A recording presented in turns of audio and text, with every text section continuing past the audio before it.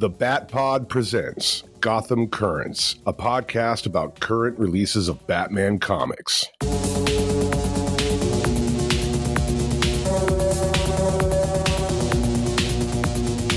Welcome to episode 8. My name is Bill Beer, and joining me tonight, as always, John Koos. Hey, Bill, you ready for some Batman? Always. When am I not ready for some Batman? Since I Fair point. Do a Batman podcast. And we're coming up on episode 150, which just blows my mind that I did 150 episodes of this thing. Nice work. You did 150 episodes of this current iteration of Batman? Of this Batman podcast, yes. Got it. That's not too bad. And I recently included our Gotham Current episodes as part of that, because it is the Bat Pod. It's just a little spin-off where we do the current issues. So I also wanted to mention we do have a separate feed for Gotham Currents. So if you just want to listen to Gotham Currents and don't want the back issue episodes, you can just search Gotham Currents on all your pod catchers or whatever you listen to, and we will be there. You'll have to tell me offline how you partition that. Speaking of partitioning, Zer. But anyway, that's cool. It makes it convenient for people to either do one way or the other. It's cool. Yeah, or if you want to listen to both, you can just continue downloading on the Bat Pod. So if you'd like to join the conversation, our email is gothamcurrents@gmail.com. We are on the Twitter/X and Facebook. And if you do message or email the show, you will be on the show. You will be part of our conversation. We want that, and especially when I screw up and misstate ancient Batman history, and someone corrects me. That's okay. When John screws up, please email us. Yes. We want to know, or I screw up. We want to know, or you just want to add a little to the conversation. So we're going to take a quick break here, and when we come back, it's going to be Batman 149. The Bat Pod is a spoiler podcast. Please read the comics we're reviewing so you can enjoy the show. Hey Sean, did you know that Batman Family Reunion is expanding? Oh my god, what? Our episodes are now going to be 3 hours long? No. Now that we have moved into Detective Comics, we are going to see stories starring other members of the, let's say, extended Batman family, like the Human Target. Well, he's a detective. The Demon. He's been in Batman Family before. Elongated Man. He's a detective. Red Tornado. He's been in Batman Family before. Black Lightning. Ooh, he's cool. And the Atom. He's small.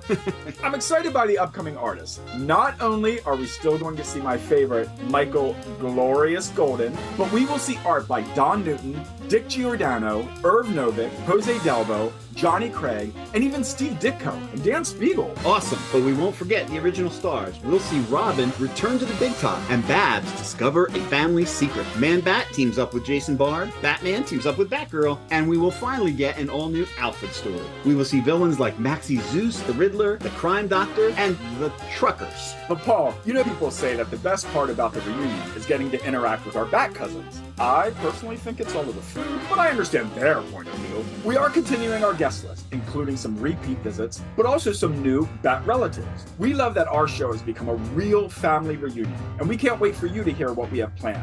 That's the Batman Family Reunion on all of your podcast apps, only on the Fire and Water Podcast Network. Our issue tonight is Batman 149, A Good Fantasy. Your writer, Chip Zdarsky. Artists, Michelle Bandini and Steve Leiber. Colorist, Nick Velarde. Letterer, Clayton Cowles. Cover, Jorge Jimenez. Associate editor, Ivan Cohen. And editor, Katie Kubert. And we get a cover here. We get Batman with a cowl on. Batman in plain clothes holding his bat costume in front of a city that's in red and a big bat signal behind them. What did you think of this cover? Well, like all previous covers of this run, it's a really nicely drawn and put together cover. the symbolism.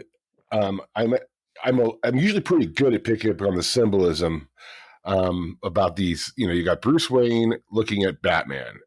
Bruce Wayne's looking at a Batman without the cowl, and he's holding an outfit. And I'm just, maybe you can help me. How does this hit you on the symbolism front? Is he confronting himself? Is he confronting his Bruce Wayne side more?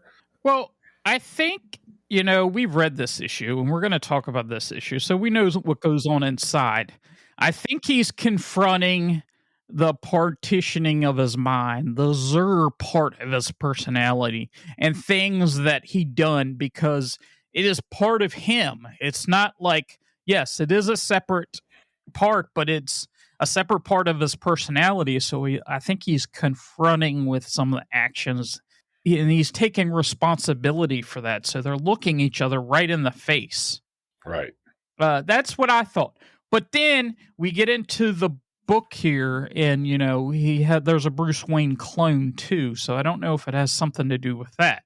Yeah, well, let's just get into the book. I do think that's one thing good about art, right? It can mean different things to different people and layered meanings. Absolutely. So, okay, in this issue, as Zur and Oz, Bruce Wayne clone Robin fights crime in Gotham, Batman approaches and tells him it's going to be okay. At the Brownstone to run tests, it's revealed that Zur and Oz had manipulated memories from Bruce's life, and the clone is aging at an incredible rate. Damian tells Bruce that he's going to get the failsafe body back from Amanda Waller. Bruce takes Tim Drake Robin to Zur's hidden base, where they search for a cure to Bruce's clone's aging.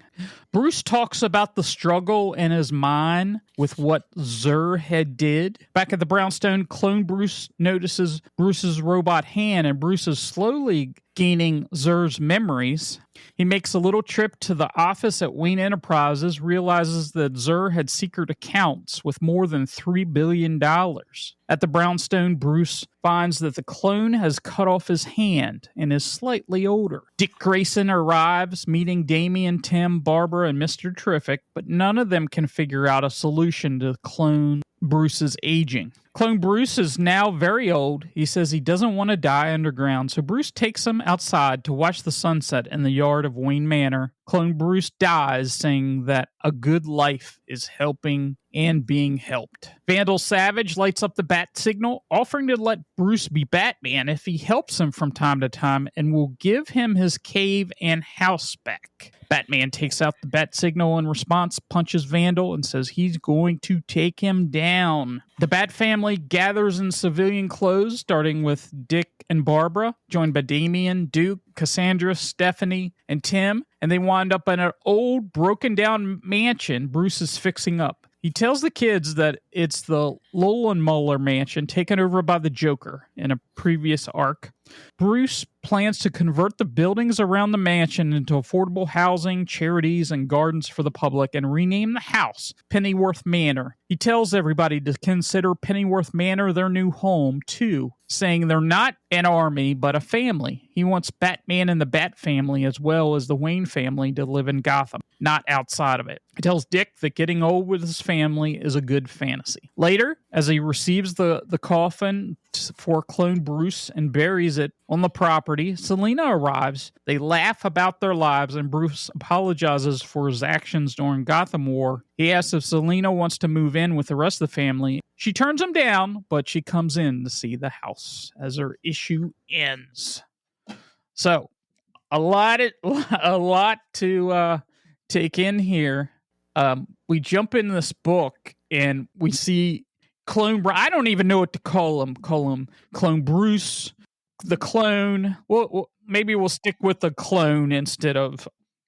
We can call him the clone. We can call him Bruce. We can call him Bruce Robin. We can call him the clone. Yeah, let's just call him the clone.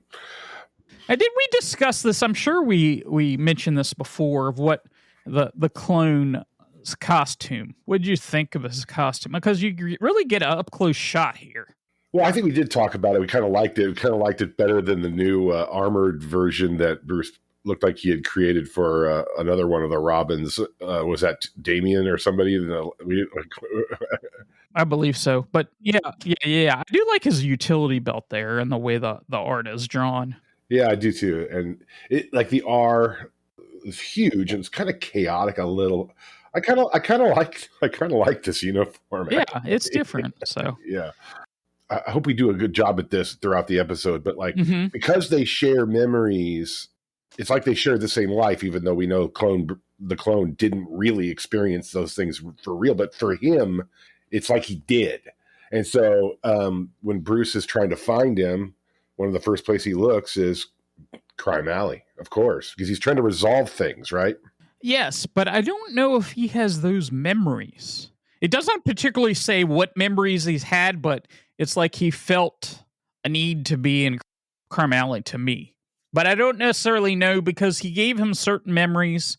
Zur gave this clone certain memories and certain memories he didn't. Because obviously he didn't want him to know that he took over his body and that sort of thing. But it is a touching scene here where Bruce comes up as he's trying to fight him and just grabs a hold of him and just tells him, it's okay, I got you. And it is a touching scene there.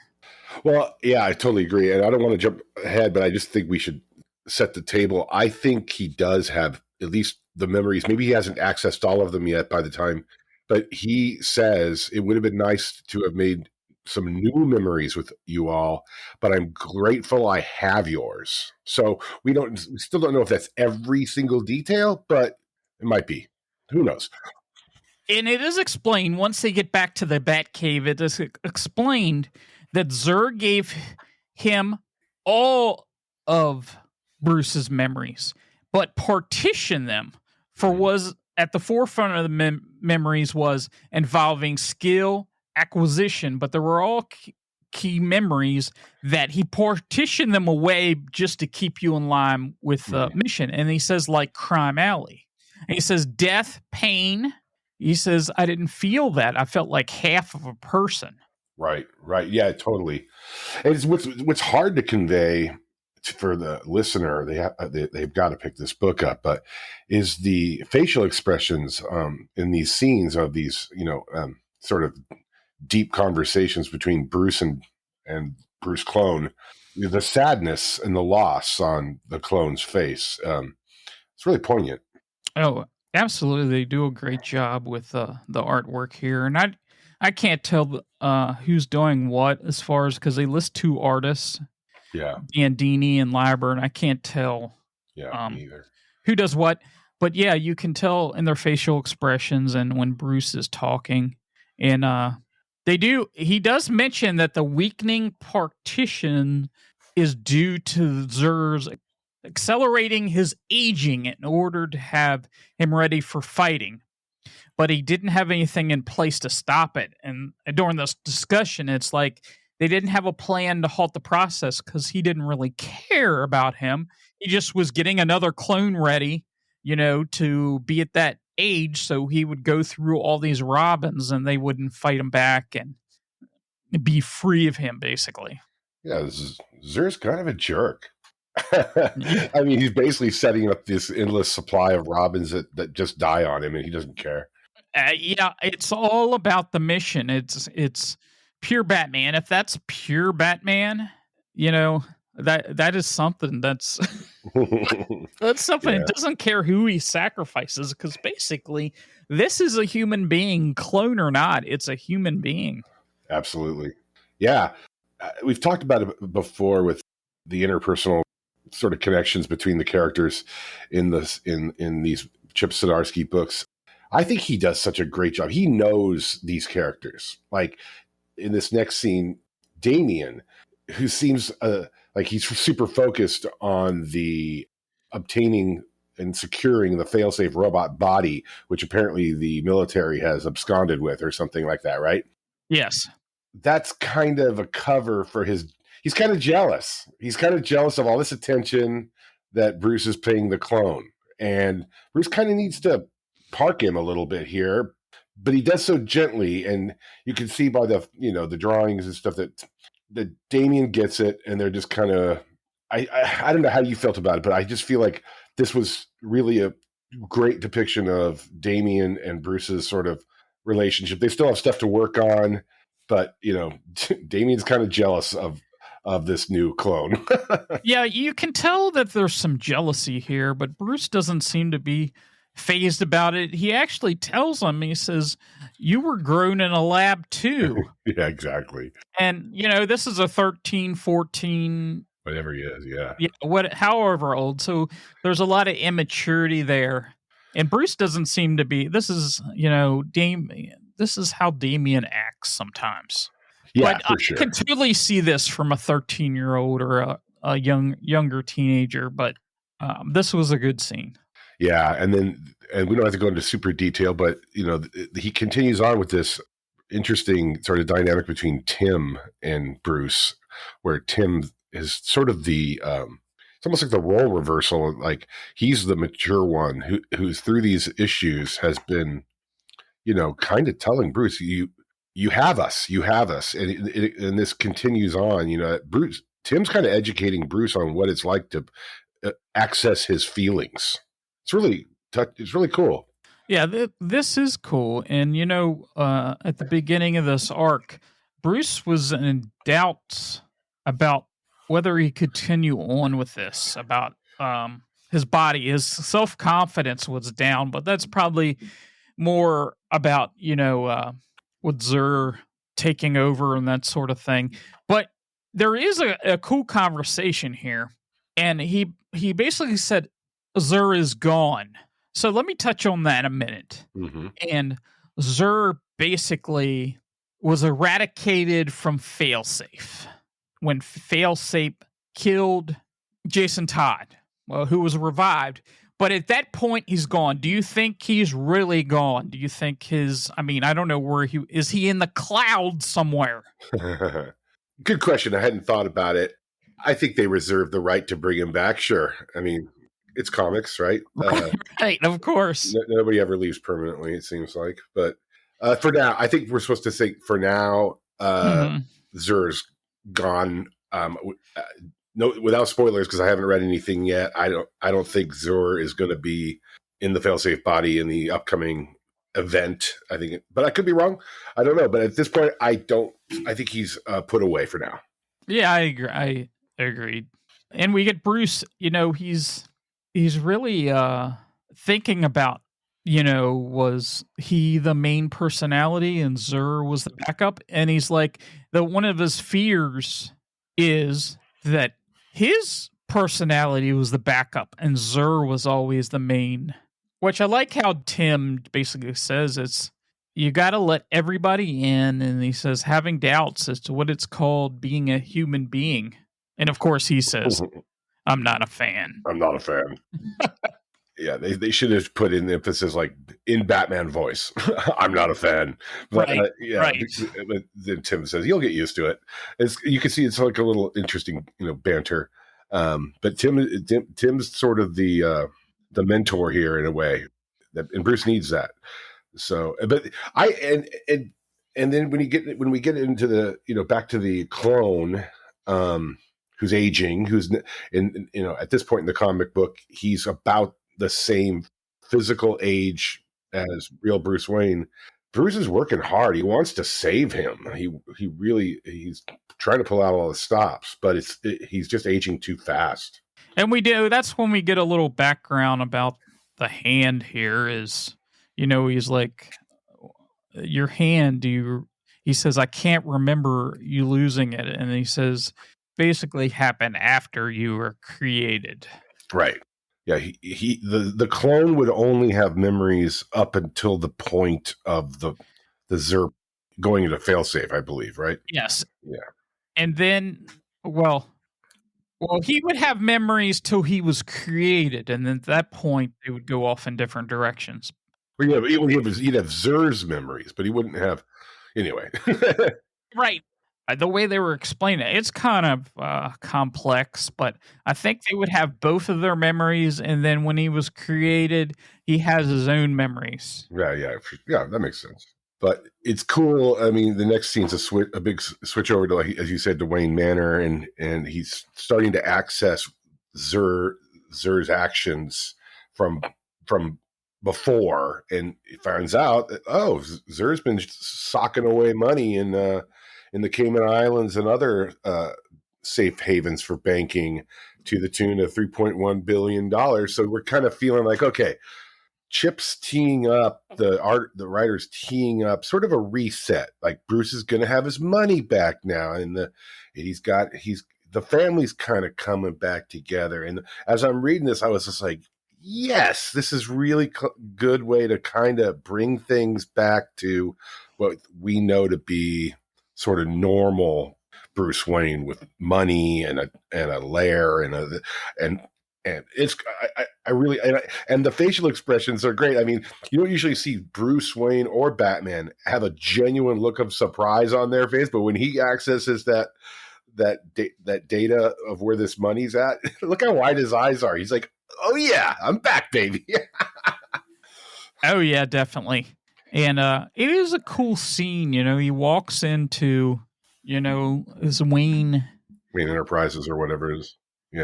And he walks there and he's like, you haven't been here in a couple months. And I don't know if Bruce has really been, active, because you never see, we haven't seen anything in a long time. And then his memories came back to him of, Zur had this money, and he sees a conversation that Bruce and Lucius is having. And then he goes over and, has a palm print, and it opens up this screen and it tells him about his money or what sort of thing. And this is the first time we're on issue 149. So it's almost been like 50 a few issues. It was Joker War, where Bruce lost his money to the Joker, and then they took it back and Lucius took over his money. This is not even part of that money. This is like an additional $3 billion. It's not going to explain, how he got that or that sort of thing, but I do like, and we knew it, at least I knew at that time of Joker War that it wasn't going to last too long, but it definitely lasted longer than I figured it would. I didn't think it was going to be like 50 issues, but yeah. Well, $3 billion is probably chump change in versus what the real worth of the Wayne Empire is, don't you think? Yeah, probably so. But if he takes $1 billion and just invests that for a couple years, of course. Well, but it's enough money for him to be able to do whatever he needs to do, pretty much, like for equipment and expenses. But I think there's still that Lucius thing is still out there unresolved. We'll see that probably in future issues. Hopefully. Yeah. So the other question I have, and maybe you can explain it. Do you have any, background in being a doctor or surgeon or anything like that? Is that something that you know about? Because when he gets back to the Batcave here under the brownstone, his clone has cut off his hand and stuck it in a jar of liquid. Right. So how is I assume he took that off so Bruce can have his real hand back. Right. But how's that going to work? How do you sew a hand back on? Is that possible? Well, I mean, I'm not a doctor. My daughter is, but she's a pediatrician. I don't know, man. I mean, in real life, I mean, I suppose it's possible, but you always have these situations where the bodies reject things and stuff. But this is comics. It's his tissue. It's basically a clone of Bruce. So it's his hand. However, you get the bone to, I don't know. Well, I just hope that the hand doesn't keep accelerating in age. And it's right. That's true. And hopefully you got the right hand so he doesn't have like two left hands or something. Well, they said there's been when Bruce gets to the house and before he goes inside to the apartment, says there's been a small incident. So I guess he used his left hand to chop off his right hand and throw it into some formaldehyde or something. Oh, it's green. It's bubbling. I don't know. Maybe it's the Lazarus water. I know a little bit about formaldehyde. If you put it in formaldehyde, it's going to kill the cells and fix the tissue. So he wouldn't want to put it into that. Maybe it's Lazarus pit water. It could be. Could be. It just had some laying around. Who knows? This is the explanation we're gonna get how he gets his hand back. Yeah, exactly. And we'll never. Yeah, because like I said before, it's like Chip is cleaning things up as he goes, and so we're just gonna move past. It's comics. It's the Waynes. Whatever, they figured it out. Moving on, kind of thing, probably. Right. Yeah. Yeah.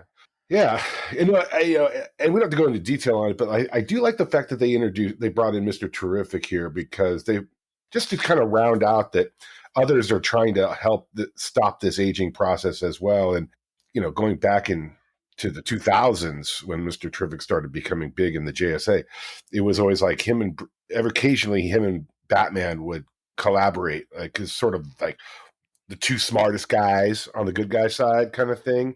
I like seeing Mr. Terrific in here. Yeah, that's very cool, and doing everything he can to try to save him. And you can tell when you see Bruce by his bedside, because Bruce has grown a beard. Yeah, this is not. Yeah, he didn't go from physical age 50 to 60 in one day. This is a few weeks at least. Yeah. I mean, it's not a heavy beard, but it's enough of a beard to notice. Which was a nice touch, right, for us to kind of track time.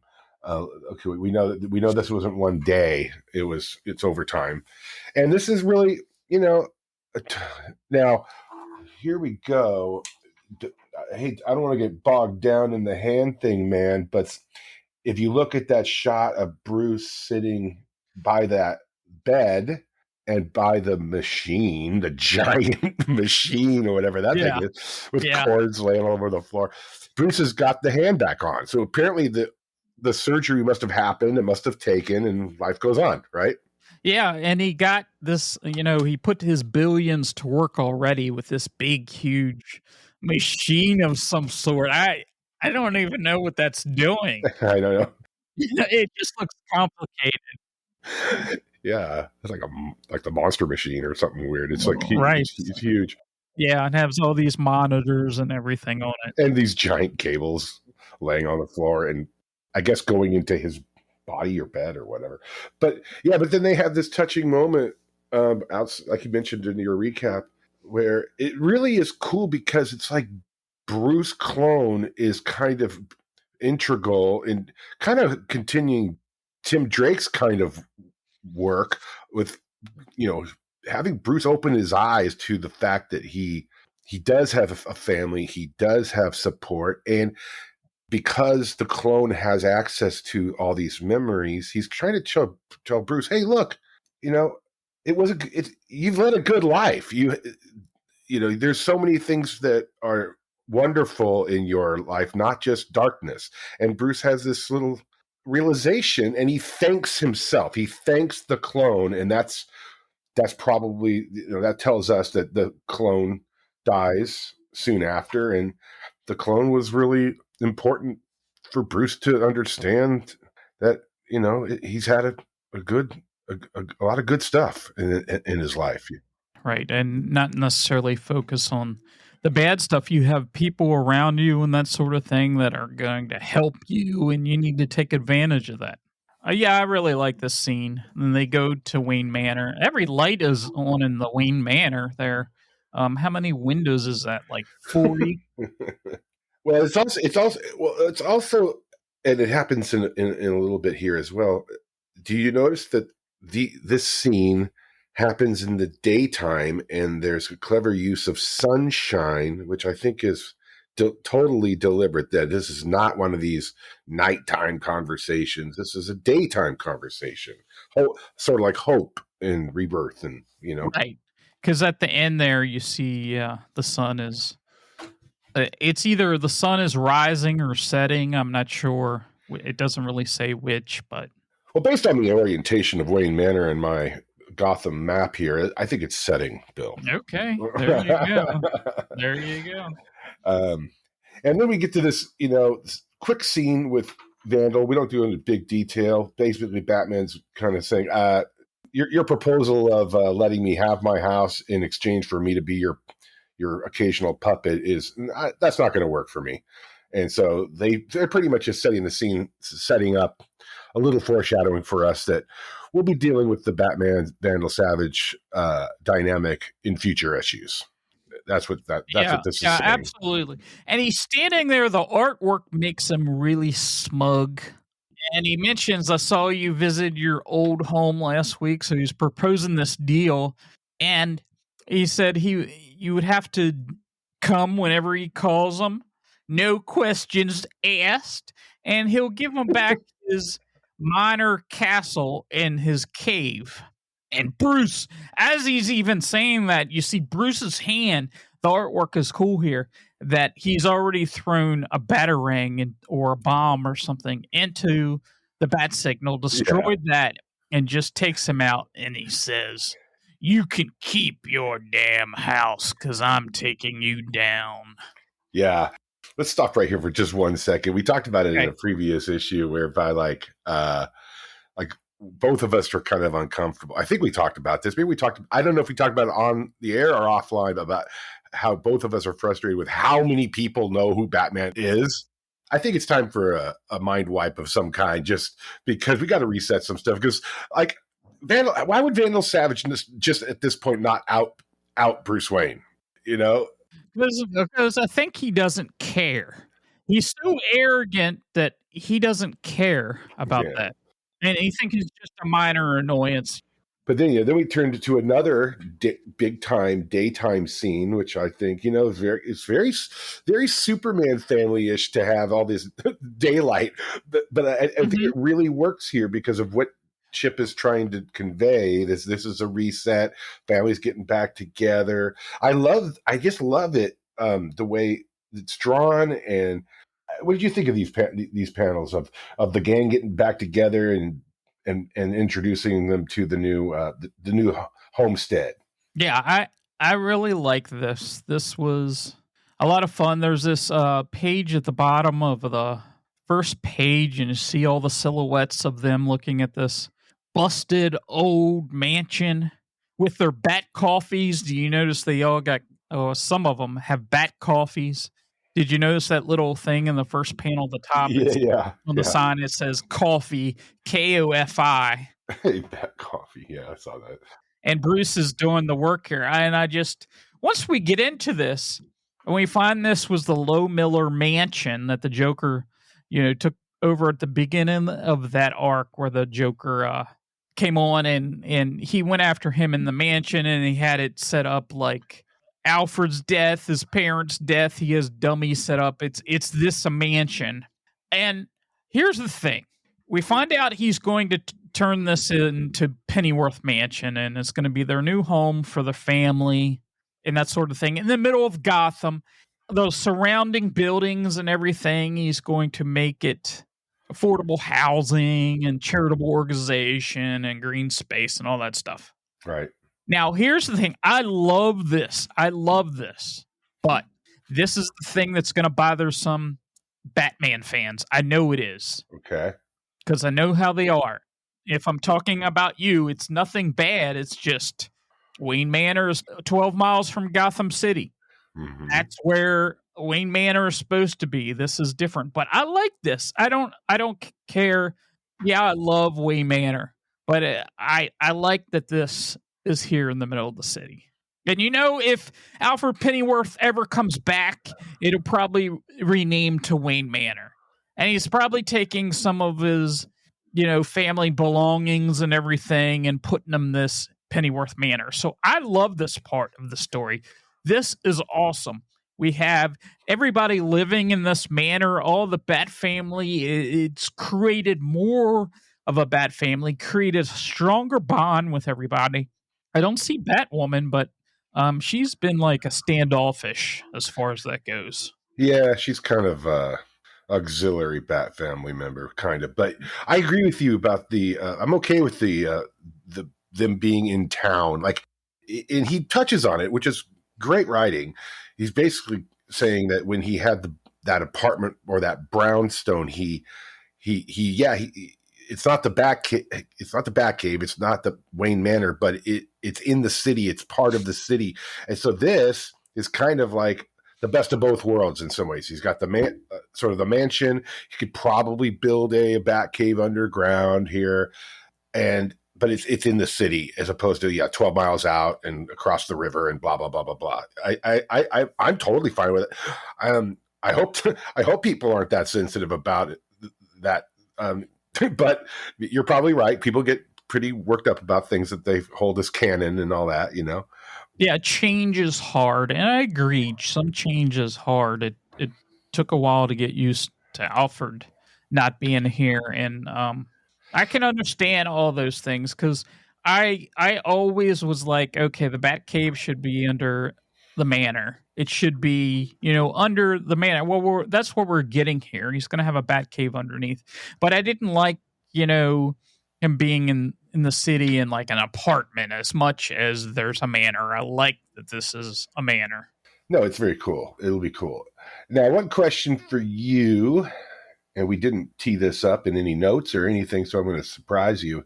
If you look at these pages with the family congregating at this new property, I feel like Jason's missing unless. So if you go back to that first page of the reveal of the manor, and then you got the picture with Stephanie, and then Cassandra's kind of got her arms around Stephanie's neck or whatever, and the kid in the green shirt, is that Tim? Because there's a kid. Yes, the Superman shirt is Tim. Well, the Superman shirt's Tim. That's in the next page. But look back to the coffee page. The fourth panel has a kid in a green shirt. Is that? Oh yeah. That's. Is that must be Jason? That's Dick Grayson. No, Jason in the green shirt. Yeah, Dick's got a hoodie. It has to be. Well, it could be Jason. Yeah, I don't see him in any others. Exactly. Any I'm wondering. I'm sure it's. Or is that supposed to be Tim and maybe the colorist got it wrong? But I don't see that Superman symbol. I was wondering. I don't want to try to read into anything. Is there if Jason's not here?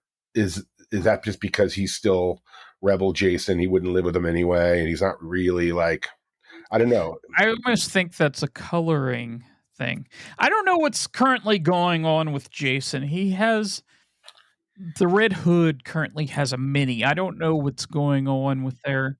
I don't think he's here. I had to make a decision, because if you look like the haircut and then you kind of see Tim there and the Superman, they sort of have the same haircut. I mean, it could be, but it doesn't make sense. He'd only be in one panel, and it's like, oh, we forgot to put Tim in. Let's color that one panel in a green shirt so everybody will think it's Tim. But I don't think so.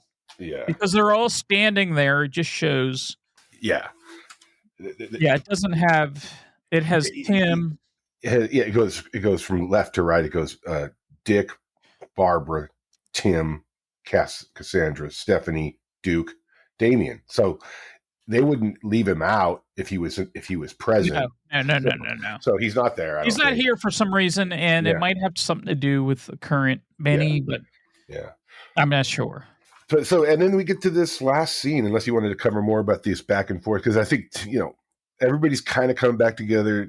The banter between Bruce and Dick seems to be cordial and good, like, because there was implications over the last number of issues where there was a rift between the two. It seems like they're kind of and I think that has been solved. That Zur, his reason and the total reason.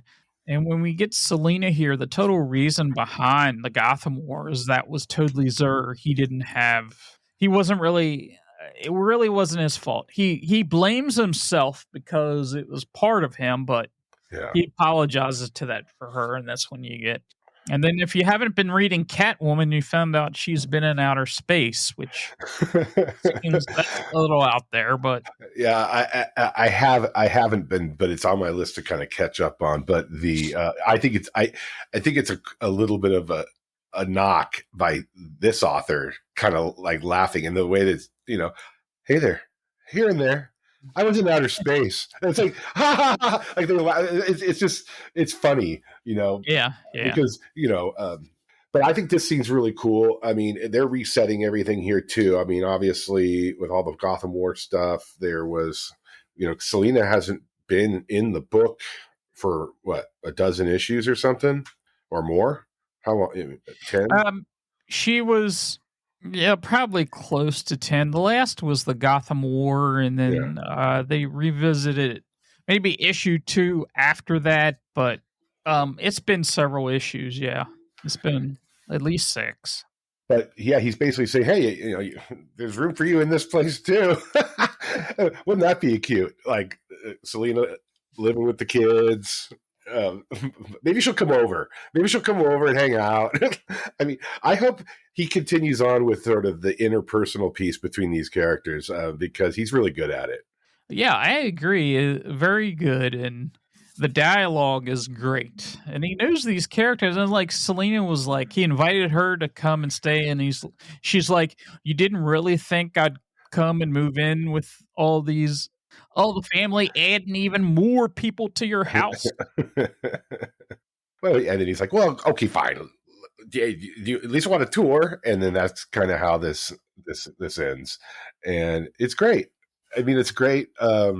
If you could stop here if you wanted to take a break from Batman, if you needed to. I mean, I think it's really a great epilogue to a big arc. Fine job, team Batman. Good job. I loved it. Yeah, I agree. I really liked it. I mean, let me ask you, because you said that, some people might not like, this, that, or the other because they're super traditionalists or whatever, but I don't spend time reading spoilers. I avoid things on Twitter that hints at spoiling something or giving me a clue, but I just don't read them. I read comics, and I talk to people like you about the comics I'm reading. But is there a group? I mean, do you follow? Are people down with this run at this point? Are cool with it? I mean, what's the community? What's that? What do people say out there in the interwebs? I'm not sure about that because I've only listened to another podcast that does, current issues, and they hate the run. They say it's the worst it's ever been. But that's somebody's point of view and that sort of thing. So I don't know. I don't know what the consensus is as a whole, but I've really enjoyed it. Yeah, me too. I don't really care what there's been stuff that I don't like that people love and vice versa, whatever. I don't get, but I like it. And I really like this a lot. And I hope people who haven't read it, who stumble upon this podcast, take some time. I don't know how far they have to go back, Bill, to really to maybe 50 issues, but maybe you could just start with Dark Prisons and go from there if you want to, if you haven't gotten some Batman, you might be able to hang with the history of what's happened thus far. Maybe not, though. I don't know. What would you recommend? I mean, sometimes it's tough to say, hey, you really need to read the last 50 issues of this comic book. Well, I think, after this absolute power stuff, you can it's going to be a clean slate, basically, I think. I mean, I can't say, hey, next issue is going to be, because it's going to be an absolute power titan. Now, if you're reading that stuff, maybe that would be a good jumping on point. Oh, jumping on point, yeah. Yeah. But no, I would go back to the beginning of Zdarsky's run. Yeah. Really. I think you need everything, or there's too much confusing things of partitioning mine, what's going on, and then you got Joker Year 1 and that sort of thing. So yeah, you're right. We is what much as we like this. I'm the first to admit that even though I literally just read all these in the last of his run in the last month and a half, I sometimes get confused on the Zor thing. Right, It's a bit complicated. So anyway, yeah, that's probably the best to go all the way back. I loved this comic though, everything about it. I'm glad you did too, and I've been reading Batman on Ultra, but you kind of said, "Oh, I can't wait until you read this issue," and you wouldn't say anything because you were itching to tell me. So I ran out and bought the floppy, and I'm glad I did because I guess I could have waited, but sure, I'm glad I have the flop. I bought the floppy, because it's a neat comic to have, Yeah, absolutely. I agree. So, last episode we had started an absolute power segment. We don't have any. We're kind of waiting for Ultra. We haven't have our next issue of that after the free comic book day issue. So hopefully in future episodes, if you're interested in that, that's going to be coming up after our book. So another thing I'm looking forward to, because the next issue of Batman is 150, and that will be the absolute power tie-in. Yeah. Well, we'll cover, as we said last time, we'll cover those in an express format just to keep things going along, because Batman and Failsafe are integral to the absolute power deal. Right. It won't be an hour long like these are close to, but yeah, we will cover it because we want to talk about it, and that's the main reason is we love this kind of stuff and we want to discuss it. I got my fingers crossed that this will be a good event for DC. I've got my finger, because I haven't been super. Lazarus Pit is still bothering me, and and I like a good big fat Infinite Crisis level type crossover. I when they're done well, I really dig them. But so I'm got my fingers crossed, man.